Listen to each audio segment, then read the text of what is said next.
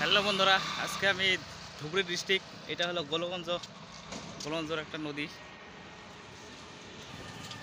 এটা হলো গোলগঞ্জর গঙ্গাধর নদী।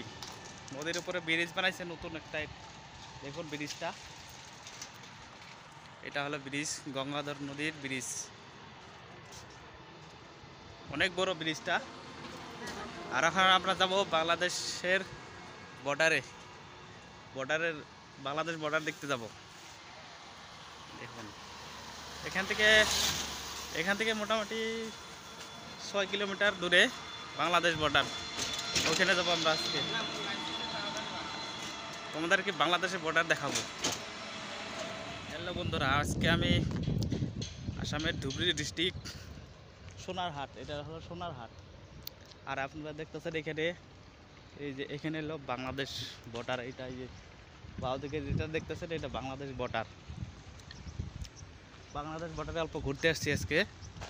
এখানে জায়গার নাম হলো সোনারহাট।